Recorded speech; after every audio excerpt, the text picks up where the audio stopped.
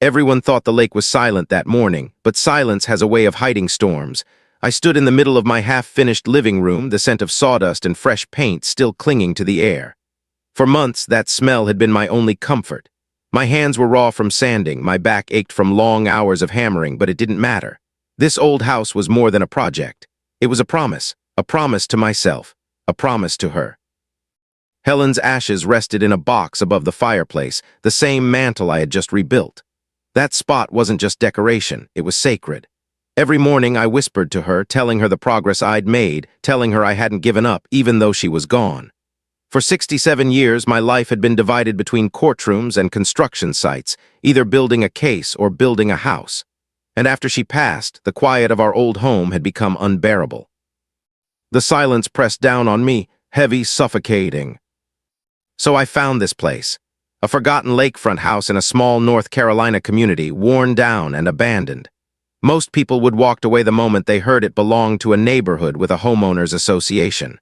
Everyone said the HOA was strict, too strict, but I thought maybe that strictness would keep things in order. Maybe it would give me the one thing I wanted most, peace. The house was a wreck when I first saw it. Shaking windows, sagging porches, rot clinging to every board, but I could see the bones beneath. It had strength under the decay. Helen and I used to dream of restoring a place like this together when we retired. Now it was just me. But every nail I drove, every brushstroke of paint, I told myself I was doing it for both of us. I paid cash, no debt, no strings. I wanted this home to be mine completely. And when I say mine, I mean down to the very last piece of paper. 30 years as a lawyer had taught me the importance of documentation. I filed permits for every improvement. I had the county inspector check every beam and every wire. I even filed a request for a short-term rental license just in case I ever wanted to use it. Not because I needed the money, but because I wanted proof. I wanted every corner of this house to be built on law and order, not on loopholes. For months I worked.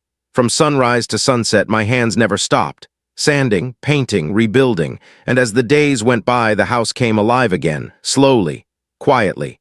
A piece of my heart stitched back together with every finished room. And then the silence was broken. It started with an email. Her name was Brenda, the HOA president. I had met her once briefly at the mailboxes, too wide of a smile, too polished, too rehearsed. Her email carried that same kind of smile, fake warmth. She praised my work, called my house the crown jewel of the lake. Then she asked if she could host a little get-together there for the welcome committee. I stared at her message for a long time. My fingers hovered over the keyboard. It wasn't anger I felt, it was exhaustion. I didn't want strangers in this house, not yet. Not ever, maybe.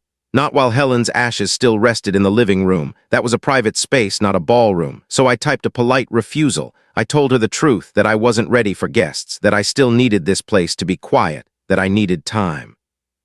I thought that was the end of it. The next day I drove into town for supplies. Sealant, wood stain, small things. An hour later I came back down the gravel road, and what I saw made my stomach turn cold. White vans lined my driveway, catering trucks, strangers moving chairs across my porch, stringing lights where I had just hammered beams into place.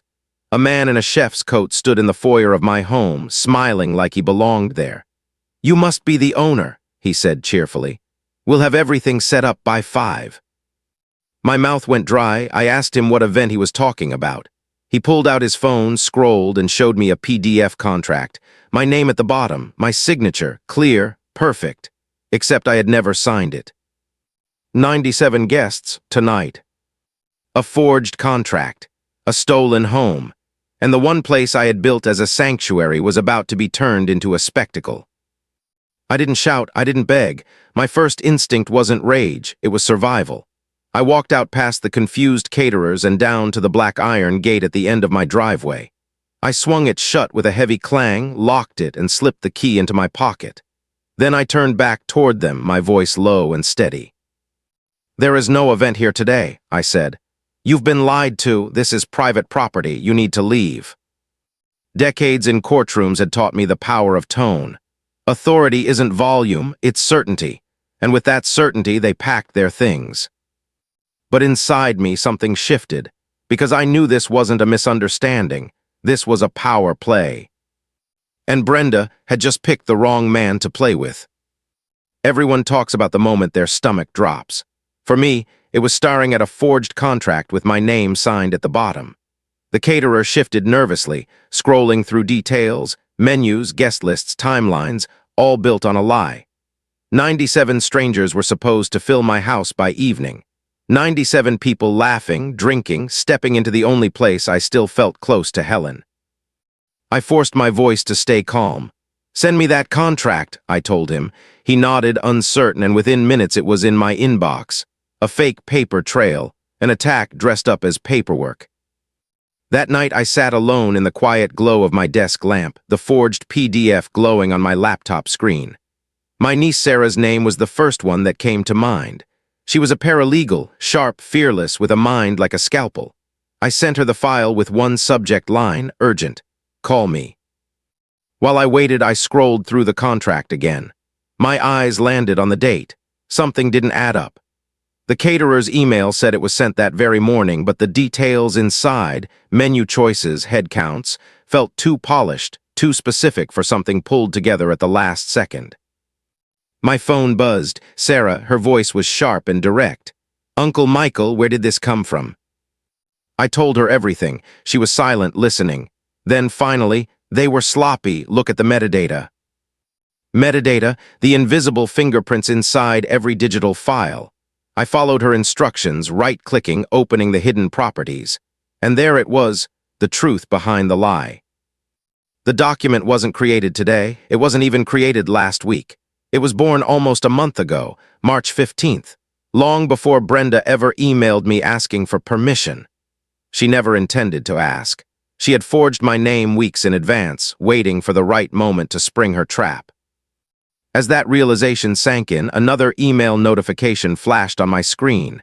This one wasn't from a caterer, it was from the HOA itself. Short, cold, final. It claimed I had violated neighborhood rules by refusing to host a pre-approved community event. I owed $2,000 a day in fines until I opened my gate. And it claimed I had given Brenda verbal permission weeks ago. I stared at the words until they blurred. They weren't just invading my home anymore. They were rewriting reality. But what Brenda didn't know was that reality leaves a trail. I leaned back in my chair, heart steady, and opened another program. My security system, installed the first week I moved in. Every motion, every knock, every visitor, recorded, timestamped, stored online. I pulled up 2 months of footage from my front door. The mail carrier, Amazon deliveries, a raccoon sneaking into my flower pot. What I didn't see? Brenda, or anyone from her board. There was no verbal agreement, no handshake, no conversation, and now I had proof. As if fate wanted to drive the knife deeper, another email arrived, this one forwarded to me by my neighbor, Tom. He was retired, an electrician who never liked the HOA's games. His message was short. "Michael, you need to see this." Attached was Brenda's email to the HOA board. And there, in black and white, were the words that froze my blood. "Don't worry about the party. I've got the keys." Keys? I never gave her keys. No one had keys but me. The rage I'd been holding back all day hardened into something else, something sharper. Cold, focused. It wasn't just about trespassing anymore. This was personal. They had reached into my grief and tried to claim it for themselves. I turned my eyes toward the mantel, toward the box where Helen's ashes rested. My sanctuary had been violated, and in that moment I whispered aloud into the empty room. "You just forged a document on a lawyer's house. I hope you kept the receipt." That night I didn't sleep. I didn't need to. I was wide awake, gathering files, printing records, arranging evidence. My kitchen table slowly transformed into the command center of a courtroom. Fresh legal pads, highlighters, neat stacks of paper. It was like stepping back into the life I thought I had left behind. The calm, methodical rhythm of preparation. By morning, I had a folder labeled in bold block letters. Forgery, trespass. Brenda thought she had power because of her position. She thought she could bully, intimidate, and drown me in lies. But what she didn't realize is that paper cuts both ways. And I had spent 3 decades turning forged words into iron bars. This wasn't just a neighborhood squabble anymore. It was a case I intended to win. Everyone thinks war starts with shouting, with fists slamming on tables, with doors breaking down. But most wars begin with paper, with one letter, one rule, one quiet attempt to corner you until you can't breathe. 2 days after I shut my gate, that letter arrived. A cream-colored envelope, thick, heavy, stamped with the HOA logo. I slid it open with a knife at my kitchen counter, the hum of the fridge the only sound in the room. The first page was dressed in apologies, words dipped in sugar, lines about misunderstandings and miscommunication. Brenda wrote as if she cared about my feelings, not my house. But the second page, that was the real dagger. It was called a community event release form, a clever trap. By signing it, I would admit there had been a verbal agreement all along, that I'd simply forgotten. It offered to forgive my $2,000 daily fines if I signed. A fake olive branch with thorns hidden in the stem. I didn't sign. Instead, I wrote 2 words across the page in thick black ink, "Nice try." Then I scanned it, filed it neatly in my evidence folder, and labeled it Brenda's fake apology. But Brenda wasn't finished. The next morning, the neighborhood woke up to glossy flyers in every mailbox. My name printed in bold, my house pictured like a hotel. The message was simple. Mr. Vance has decided not to honor his promise to host the annual welcome event. We regret his change of mind. A lie delivered in color, on my street, to my neighbors. I stood at the end of my driveway, one of the flyers crumpled in my hand. And for a moment I felt the heat rise in my chest. The fury, the insult, but I didn't rip it up. I didn't burn it. I carried it inside and slipped it into my binder next to the forged contract and the fake apology. Proof. Another brick in the wall I was building. Brenda's plan was clear now. She wasn't just trying to take my house for one night. She was trying to bury me under her narrative, to paint me as unstable, unreliable, selfish. If she couldn't take my home, she'd take my name. But reputations, like contracts, can be defended. That evening I went down into my basement workshop to clear my head. The smell of cut oak, the hum of sandpaper, the rhythm of hands smoothing wood, it had always calmed me. But halfway through sanding a shelf, my phone buzzed. Motion detected. I froze, the sawdust clinging to my shirt. I pulled up the live feed from the garage camera. 2 men stood by my doors, tugging at the handle, looking around nervously, strangers. I held my breath as they gave up and walked back toward the street. And that's when I saw him. Sam, the HOA treasurer, waiting, whispering to them. The microphone caught his words clear as day. "No good, it's locked up tight." A pause. Then the sentence that made my blood turn to ice. "If he won't host, maybe we just cut the power on party day. He'll give up when the air conditioning goes out." Cut my power? They weren't just playing with paper anymore. They were plotting sabotage, criminal acts whispered in the dark. I saved the footage instantly, uploaded copies to the cloud, stored another on a flash drive Sarah had given me. Then I called an old friend, Dave, a retired electrician. By dawn the next morning, we had wired my house with a solar backup system, enough to keep the lights, fridge, and security running no matter what they tried. Over the breaker box in the garage, Dave installed a steel lock box. And I added one more layer, a tiny motion camera aimed directly at the panel, set to record everything. My home wasn't just a sanctuary anymore, it was evidence, a fortress. And still, I felt calm. The kind of calm I used to feel in court when I knew the other side was walking straight into their own trap. That weekend, the HOA clubhouse smelled like pine cleaner and stale coffee as I walked inside carrying a slim black binder. 11 board members sat around the long table. Brenda at the head, her smile tight, her hands folded like a queen on her throne. I waited patiently, and when the moment came when they asked for open comments, I stood, binder in hand. "I'm here to address the supposed event at my home," I said, my voice steady, "and the fines you claim I owe." Brenda's smile stretched wide. "Michael," she cooed, her voice dripping with false concern, "let's not drag this out. You gave a verbal agreement, we all know it." The room shifted, some heads nodding, others uncomfortable. I opened my binder. No such agreement exists, and here's why. I laid out the forged contract, the metadata, the email headers. proof that the file was created weeks before Brenda ever asked me. I showed the logs from my doorbell camera, proof that no one from the board had ever come to my house. Brenda leaned forward, sharp now. "Forgery is a strong word," she hissed. "Besides, we've always had handshake deals for these things. It's tradition." The board murmured in agreement. I turned another page in my binder. "That's interesting," I said, my voice calm, almost gentle. "Because I filed a public records request for every event permit issued in this neighborhood in the last 10 years, and there are none, not one. Every event listed in the HOA newsletter took place at the clubhouse or the park, never private homes. Silence, the kind that burns." "There is no tradition," I said. "There are only lies and a forged contract." Brenda's face turned red. Her authority, built on intimidation, was cracking under the weight of paper, of truth. And in that moment, I knew this wasn't just a skirmish. This was the start of a war she couldn't win. Some battles end in whispers, others end in spectacle. Brenda wanted a spectacle, and she got one, just not the kind she imagined. The morning of her so-called event dawned bright and calm, the lake smooth as glass. From my upstairs office window, I could see my long gravel driveway and the black iron gate at the road. It stood locked, solid, final.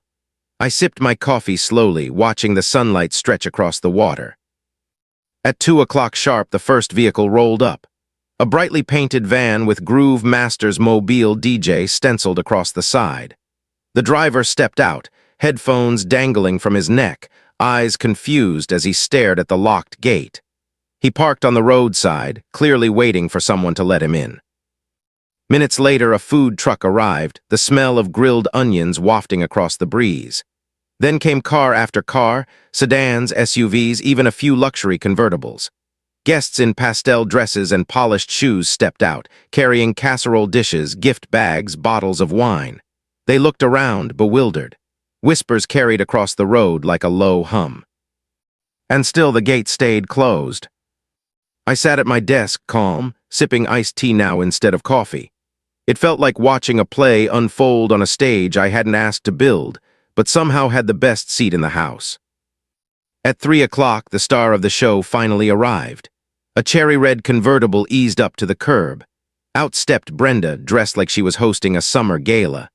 Flowing white dress, oversized sunglasses, every movement rehearsed. She turned toward the crowd with her arms spread wide, expecting applause. Instead, she saw confusion, the locked gate, the frustrated DJ leaning on his van, the caterer packing. Her smile cracked. From my window, I saw her pull out her phone, pressing it against her ear with sharp, angry movements. A moment later, my landline rang inside. I let it go to voicemail. She tried again, stabbing at the buttons. Again, I let it ring. I wasn't playing her game. Then came the escalation she thought would break me. A police cruiser rolled slowly down the street, its lights off.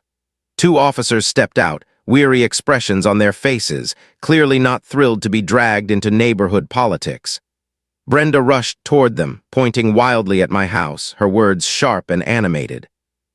The officers listened, then walked toward my gate. One of them unclipped his radio and spoke in a steady voice that carried across the quiet afternoon. "Sir, this is the police. Would you please come to the gate?" I had been waiting for this moment. My stack of documents sat neatly on my desk, ready to go. I picked them up, walked calmly downstairs, and stepped onto the porch. I opened the door just enough to make my voice carry. "Good afternoon, officers," I said, even polite. "How can I help you?" One of them gestured toward Brenda, who stood behind him with fire in her eyes. "Ma'am here says you're illegally blocking a pre-approved community event. HOA rules and such." I didn't argue, I didn't raise my voice. I simply held up my papers. "Officers, this is a civil matter, but since you're here, I'd like you to see this." I passed the first document through the bars of the gate, the forged rental contract, with the metadata highlighted in yellow. Then I showed them the HOA flyer that accused me of changing my mind. I showed them the screenshot of Brenda bragging in an email that she had the keys. And finally, I showed them the log from my security camera, proving that no one from the HOA had ever stepped foot on my property to make this so-called verbal agreement. The officers looked at the papers, then looked at each other. Their body cameras caught everything. "This looks like a civil dispute," the older one finally said. "We can't force him to open his gate." They handed the papers back, tipped their hats politely, and walked away. Brenda's face went pale. Her last card, her show of authority, had just failed her in front of her neighbors. The crowd at the gate began to murmur louder, shifting uneasily, casting glances at her instead of me. I didn't have to say a word. By evening, the DJ had driven off. The food truck rumbled away, still smelling of onions. Guests slipped back into their cars, disappointed, confused, whispering as they left. And there she stood, Brenda, in her white dress, watching her empire crumble in the daylight. But she wasn't finished yet. Desperation has a way of clinging to people like her. That night, as the last car left and the lake returned to quiet, another email landed in my inbox. This one wasn't to me. It was forwarded by Tom, my neighbor, loyal in his quiet way. Brenda had blasted it out to all 97 guests. Her excuse was venom in disguise. She claimed she had canceled the event out of concern for safety, painting me as an unstable old man, dangerous, unpredictable, a threat to the community. A cruel lie, designed not to save the party but to destroy my name. I printed it, 3 holes punched neatly in the side, filed it in the binder at the very back. And as I slid it into place, my hands were steady, because I knew with every page that thickened that folder I wasn't just collecting evidence. I was building a verdict. Some people think justice is loud, that it comes with flashing lights, raised voices, handcuffs snapping shut. But true justice, the kind that lasts, it's quiet. It's paper sliding across a desk. It's the sound of a gavel striking wood.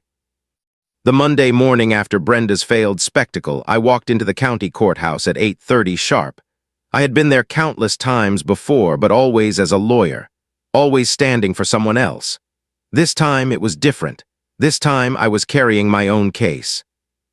Under my arm was the binder, thick now, heavy with truth, forged contracts, flyers, emails dripping with venom, video logs stamped with exact dates and times, every page a weapon, sharpened not with anger but with precision. At the clerk's window, I slid the complaint forward, my handwriting blocky and neat on the cover page. 4 names listed as defendants, the HOA as a corporate entity, Brenda, personally, Sam, the treasurer, and another board member who had gone out of her way to defend Brenda's lies. The amount I wrote in the damages box was deliberate, not 50,000, not 75, but the maximum allowed in small claims, $100,000. The charges were clear. Property violation for entering without my consent. Attempted fraud for the forged contract. Reputational damage for the flyers and the emails. And conspiracy for plotting to cut my power. Filing the case was almost anticlimactic. A stamped date, a case number, a hearing set for 2 weeks later. Just like that, the war had an arena. For those 2 weeks, I worked like a man possessed. My kitchen table became a war room, exhibits labeled, copies made. USB drives lined up like soldiers in formation. Every evening, I reviewed my strategy, then rewrote it, sharpening it further. This wasn't just about money. It wasn't even about peace anymore. It was about principle. About showing Brenda that lies collapse under their own weight when someone refuses to bend. The day of the hearing, the small claims courtroom was unusually crowded. Word had spread. Neighbors filled the back row, curiosity etched into their faces. Tom was there too, arms crossed, his quiet presence a steady anchor. Brenda walked in with her entourage. Sam, the other board member, and an HOA lawyer in an expensive suit who looked more annoyed than confident. Brenda herself wore the same smug expression she always had, as though the judge would bend to her charm the way she bent the board. The judge, a stern woman named, glanced over the docket. "Mr. Vance," she said flatly, "this is a serious claim for this venue. You have 5 minutes to present your case." 5 minutes? I smiled faintly. 5 minutes was more than enough. I walked to the plaintiff's podium, binder in hand, and began. "Your Honor, this is not a disagreement. This is a a campaign of fraud, trespass, and defamation. I laid the first exhibit on the clerk's desk. Exhibit A, the forged rental contract. I pointed to the highlighted metadata. Created on March 15th, sent on April 10th, a contract created before the conversation it supposedly recorded. Impossible. The judge leaned forward, her eyes narrowing. I laid down the second. Exhibit B, my home security logs, 60 days of front door footage. Not once did any board member visit my home. No verbal agreement, no handshake, nothing. Brenda shifted in her seat, her composure beginning to crack. Exhibit C, I continued. Communications from the defendants. Flyers distributed to every mailbox branding me a liar. Emails to 97 residents calling me unstable, dangerous, public defamation in writing. The room was silent now, all eyes on Brenda. Even her own lawyer was staring at her. Finally, I slid the last piece forward, a small USB drive. Exhibit D, video footage, dated 3 days before the scheduled event. It shows defendant Sam plotting with 2 men to cut the electrical power to my home as retaliation. Conspiracy, criminal intent. The judge didn't need to watch the video. The description alone was enough. She held the forged PDF in her hands, her gaze fixed on Brenda. "Ms., she said, her voice like ice, did you create this document?" Brenda's mouth opened, then closed. She glanced desperately at her lawyer, who leaned close and whispered frantically.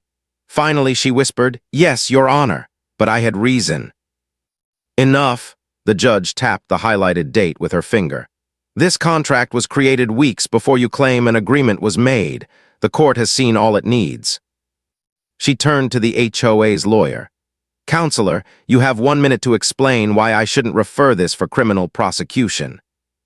The lawyer went pale. He stammered something about misunderstandings. The judge raised her hand, silencing him. Then came the sound I had been waiting for. The gavel struck the block, sharp, final. "This court finds in favor of the plaintiff," judge said. "The full amount of $100,000 to be paid jointly and severally by the defendants." The entire hearing had lasted less than 5 minutes. Brenda's face drained of color. Sam slumped back in his chair. The lawyer pinched the bridge of his nose as though already calculating his billable hours. And me, I didn't smile, I didn't gloat. I simply gathered my binder, tucked it under my arm, and walked out into the morning light. Sometimes the loudest victory is the quiet one. Everyone expects fireworks after a verdict like that. Shouts, accusations, maybe even another spectacle in the street. But the truth is, defeat rarely explodes, it seeps, quietly, slowly, like water through cracks in a dam. After Judge's gavel fell, there was no dramatic collapse, no screaming match, just silence. Brenda and her allies sat frozen at the defendant's table, the weight of the judgment pressing down on them like lead. The neighbors in the back row whispered to each other, wide-eyed. Tom met my gaze and gave a single nod. Nothing more was needed. I walked out of that courtroom with the binder still tucked under my arm. My steps were steady, my breathing even. It wasn't joy I felt, it was release. A quiet, heavy chain had been cut loose. The news spread fast. By that evening, the whole neighborhood knew. $100,000 lost in less than 5 minutes. And not just by Brenda, but by the HOA itself. That meant every homeowner, every single one, would feel the cost, including me. It wasn't the money that mattered. It was the silence that followed. No more flyers, no more fake apologies, no more knocks on my door, just quiet. For the first time since buying that house, the lake was still again. But silence for me meant something very different for Brenda. Within a week, an emergency HOA meeting was called. This time not by her, but by the homeowners themselves. A petition had circled demanding her resignation. I didn't go. I didn't need to. Tom came by afterward, his eyes lit with the kind of satisfaction only truth can bring. He told me the meeting had been like a funeral. Cold, tense. A room full of neighbors realizing they had been dragged into someone else's ego war. Brenda didn't even show up. Her lawyer read her resignation, a flat statement about pursuing other interests and many years of service. But the last line mattered most. "I take full responsibility for my actions. and will step down effective immediately. Her reign was over just like that. But power doesn't vanish, it shifts. A month later, on a crisp autumn morning, I was at the dock cleaning a fish I'd caught from the lake. The leaves overhead burned orange and gold, their reflections rippling in the still water. For the first time, I felt at peace. The hum of saws and hammers had faded into birdsong. Then I heard footsteps crunching on gravel. Tom. He walked toward me with a clipboard under his arm, shaking his head, grumbling. "They elected me," he muttered as he sat down beside me. "President of the HOA, can you believe that nonsense? I'd rather be rewiring transformers in a hurricane." I chuckled, the sound surprising me with how natural it felt. "Congratulations," I said dryly. He rolled his eyes, tapping the clipboard. "First order of business, unanimous vote, new rule." He cleared his throat dramatically. "No event of any kind shall ever be held on private residential property without a formal, notarized, and independently consent form signed by the legal owner." He grinned. "Think that covers it." I let out a slow breath, watching the sunlight flicker across the water. "I think you've nailed it." And with that, the weight of months of battles seemed to lift. The war was over. The fortress of evidence I had built stood strong, but I no longer needed to hold it like a shield. That night I returned to my workshop. The bookshelf I had been working on before all the chaos still sat unfinished, oak boards waiting for their final coat of sealant. As I brushed on the varnish, I felt something shift inside me. The house wasn't just repaired, it was whole again. And so was I. When the shelf dried, I placed it in my office by the window overlooking the lake. On one row, I arranged my law books, the tools of a life spent fighting battles in courtrooms. On another, Helen's favorite novels, the stories she loved to reread when the world felt too loud. And on the top shelf, I placed the box with her ashes. Beside it, a photograph of the two of us from 30 years ago, standing in front of our first fixer-upper, paint rollers in hand, smiling like the future was infinite. I stepped back, letting the sight settle into me. For the first time since she passed, I didn't just feel the ache of loss, I felt her presence, strong, quiet, steady. Outside, the iron gate stood taller than ever, reinforced, a keypad lock shining under the porch light. Above it, a camera kept its silent watch. Some people guard their homes with barking dogs, others with fences. I had learned to guard mine with something stronger. With truth, with documentation, with a verdict that rang louder than any accusation Brenda could ever throw.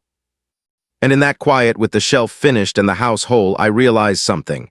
The silence wasn't heavy anymore. It wasn't the suffocating quiet of grief. It was peace, hard-earned, protected, mine. Everyone assumed victory would taste sweet, that I'd celebrate, that I'd walk around the neighborhood with my head high, daring anyone to challenge me. But real victories don't feel like fireworks. They feel like silence, and silence can be complicated. For weeks after the judgment, the neighborhood carried itself differently. The same people who once crossed the street to avoid me now nodded politely at the mailbox. The whispers stopped. The side glances faded. Brenda's name became something people only mentioned in lowered tones, as if saying it too loudly might bring her back. But I didn't need apologies from neighbors or validation or even recognition.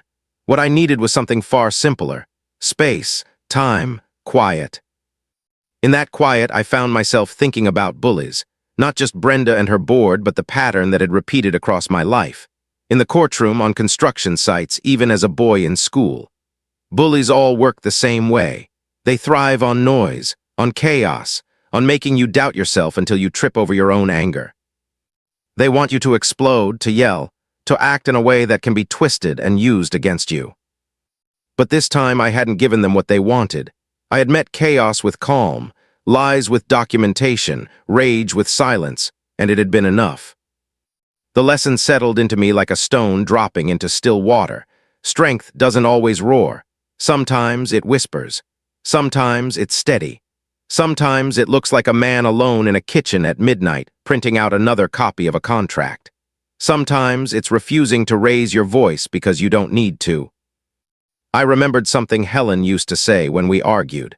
"Michael, you don't need to win every conversation like it's a trial. Some truths don't need a verdict.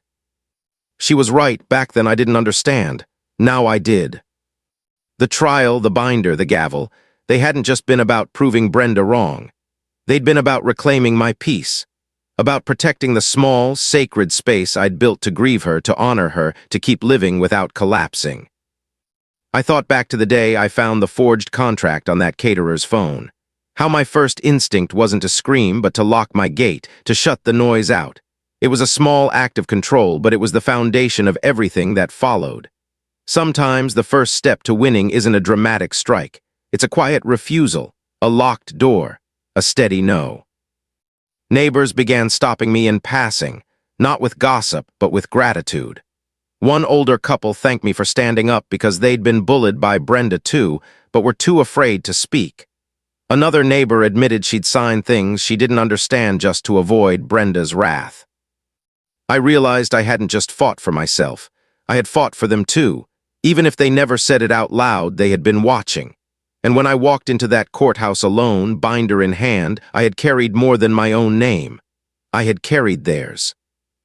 But I didn't dwell on it, because at the heart of it all, this wasn't about the HOA, it wasn't about Brenda. It was about me and Helen, about finishing what we started together. Every evening I worked a little more on the house, not out of desperation now, but out of joy. I sanded the last porch beam smooth. I touched up the trim around the windows. I planted flowers by the walkway, bright reds and yellows Helen would loved. And every time I passed the box on the mantel, I whispered to her, "We did it." Not we. Because even in her absence, she had been there. In every nail I hammered. In every late-night decision to keep calm instead of breaking down. In the memory of her steady voice when my temper used to flare. The house no longer felt like it felt like a home again. Late one evening, as I sat on the porch watching the last streaks of sunset burn across the lake, I thought about the binder. It sat inside on my desk, heavy with evidence. I could locked it away, burned it, pretended it never existed, but I didn't. I left it there neat and ready as a reminder. Not of Brenda, not of the trial, but of the truth. That even when the noise of the world tries to drown you, there is power in staying calm, in documenting, in standing firm without raising your voice. I looked out at the water, perfectly still, reflecting the fiery sky. And for the first time since Helen passed, I didn't feel like I was surviving. I felt like I was living again. Everyone asked me what I would do with the 100,000. Would I buy a boat, travel, renovate even more? But money was never the point. I didn't fight for a payout. I fought for peace, for dignity, for the right to grieve in my own home without intrusion. The check eventually arrived, a neat slip of paper from the HOA's insurance company. It didn't feel like victory. It felt like a refund. The real prize was silence, not the heavy, suffocating silence of loss I once fled from, but a silence I had earned, a silence that meant safety. Brenda vanished. Her resignation left a void the neighborhood rushed to fill with new committees, new rules, new elections. People whispered about her downfall, about the trial that lasted 5 minutes. But they did so quietly, cautiously, like speaking too loudly might summon her back. For me, she was already gone, a shadow that had burned itself out. What mattered now was what remained. One crisp evening, I stood at the end of my driveway staring at the new iron gate, stronger than the old one, reinforced, with a keypad lock and a private camera mounted just above it. Some neighbors hang signs that say beware of dog. Mine might as well have said beware of truth. Because that gate no longer just marked the edge of my property. It marked the line I had drawn, the line no one would cross again without consequence. Inside, the house had become something more than a project. It had become a companion. Fresh paint gleamed on the walls. The floors I had sanded by hand shone with quiet pride. And in my office, the oak bookshelf stood finished at last, varnished and solid, overlooking the lake through the wide window. On its shelves sat 2 worlds, my law books on the left, Helen's novels on the right, and on the very top, the box with her ashes beside a framed photograph of us, smiling in front of our first fixer-upper decades ago. I often caught myself pausing at that shelf, my fingers brushing the wood, my eyes drawn to the photo. I thought about everything this house had survived: rot, abandonment, trespass, lies, even sabotage. And still it stood, stronger than ever, just like me. One evening, Tom dropped by. He looked tired, clipboard in hand, muttering about paperwork. "President of the HOA," he groaned, shaking his head. "I'd rather be up a utility pole in a thunderstorm." We sat on the porch, sipping iced tea, the lake stretching wide and calm before us. He told me about the new rule he'd passed: no private homes used for HOA events, not ever again, unless notarized and formally approved. He grinned at me. "Think that covers it?" I nodded. "Covers it." We sat in silence for a while, not the tense silence of enemies waiting to strike, not the heavy silence of grief, but the good kind, comfortable, shared. When he left, I walked back inside, past the office, past the mantel where Helen's ashes rested.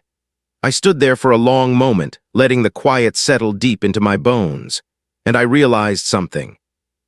This house wasn't just a project anymore. It wasn't even just a sanctuary. It was a promise fulfilled, a promise to keep living, to protect what mattered, to honor the woman who had stood beside me through every case, every beam, every board.